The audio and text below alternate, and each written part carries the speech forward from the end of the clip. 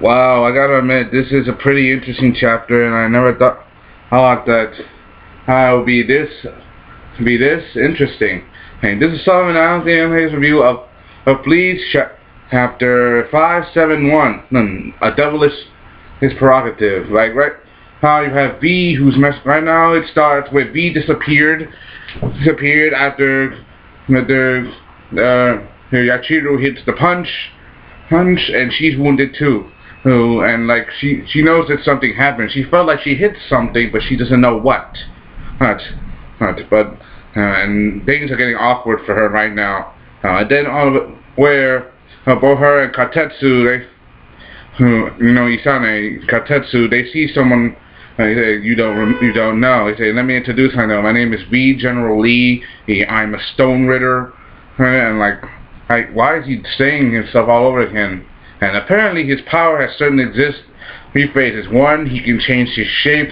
Two, he can save the after image. And so if they see someone, they only see like what you call a cloaking presence. You ever watch the old Dragon Ball when Goku was a kid, where he and Master Roshi fought when he was Jackie Chun, the after image sneak, where he disappears and fades out, and you don't see him, and you just see an after image.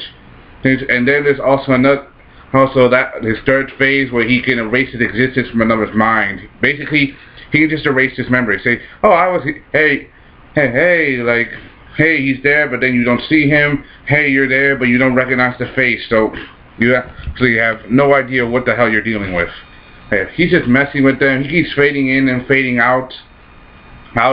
And this is a very interesting chapter. And Isane is thinking that Yachiro's going crazy, that she's just hitting something that doesn't exist. But Yachiro, she has gut instincts.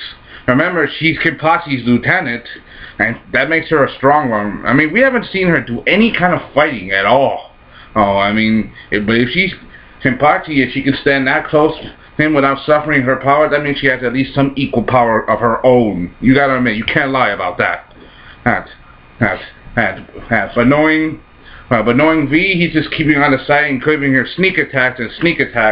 But the truth is, Yachiro's attacks are a lot stronger than you think, because her instincts are actually nailing him. Sure, they're not doing much damage, but she's actually trying to do something. She's actually feeling something, and she can sense his presence or something, maybe that's her instinct, like a reflex. But think about it. All Kenpachi's soldiers are a combat squad. That means they're for battle. That means they have heightened instincts.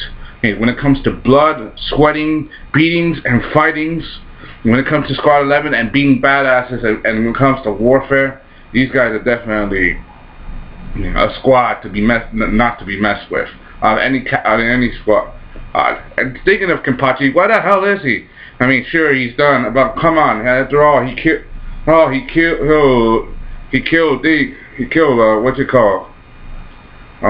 Captain of Squad 4. I mean, he killed one, and he finally talked to his Zanpakuto. Is he taking this time to talk to his Zanpakuto? But later with that. And meanwhile, how things are getting interesting, he even tries to keep doing a sneak attack, but then she gets, this jab in his nose, something. She thinks it's saying her instincts are not strong enough, but then he's getting worried because she actually got to touch him. That means he's worried right now. He is literally worried right now that he's feeling him. That means she can actually know where he is. But then she has to speak to him. She can see him now. Literally, the fact that you can see him or even making contact and talking to him is very interesting, because she can say she may not be able to see you, but she can do something. You see her into Zanpakuto, what you call a copycat style. Basically, she can copy the style or the essence or energy of anything around that sees to it. And she even says her Zanpakuto's name, come out, Senpo Kaijin. And you see these two figures just behind her. One of them looks like a hollow. You got with the whole white skull mask, and even V is starting to feel afraid a little bit from this. And it's annoying. And V hasn't shown no sense of fear, but now he's starting to worry. And then the chapter ends with her your sword and everybody and the others attacking him, and I got him, and it says triple attack, and it ends the chapter. I'm like, wow. I mean, it ended so suddenly, and the way those two creatures just come out of nowhere. One of them looked like a giant puffball, and the other one definitely looked like a hollow with the whole whole skull demon face. You gotta admit, you know what I'm talking about, right? I put the link down in the description, but I gotta admit, it wasn't interesting because we never got to see Yachiru fight at all during any of the. I'm finally glad that she got some airtime. But why didn't they do this sooner? I mean, you gotta admit, Kubo had to rush this. I mean, after all, no one has seen her fight ever.